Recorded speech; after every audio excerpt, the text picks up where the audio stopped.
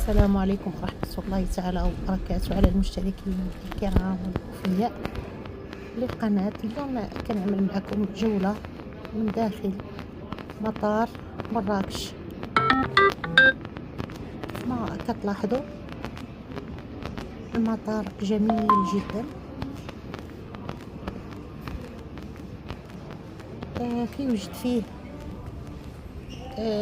كل ما كنحتاجو كشراء وتقديم هدايا للأهل والأحباب. بارفيمري كاين الجميع ديال لي بارفان، كاين حلويات، كاين الشوكولات، واللي معروف في المطار ديور. إذا كاين شراء يعني مثلا لي بارفان او الهدايا، كاين واحد الخصم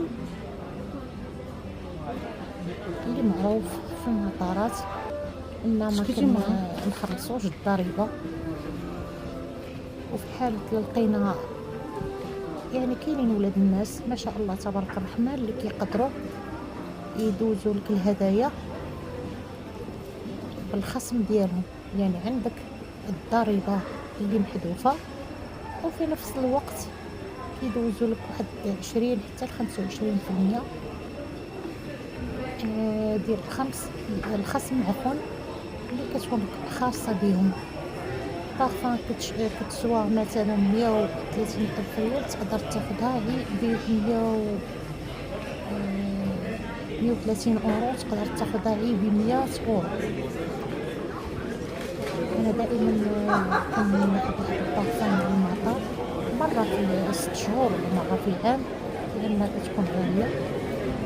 ناخدها ب 100 اورو، ايوا من 130 حتى 140 اورو. كاين المقاهي كما كتلاحظوا، كاين المطاعم، كنشوفوا جميع الجنسيات. المطار مراكش نشوفوا جميع الجنسيات اللي معروف دابا على مراكش. الناس الوجهة الأولى للسياح وللسياحة كذلك، وسفر ممتع إن شاء الله القادمين لمدينة مراكش. شكرا لكم.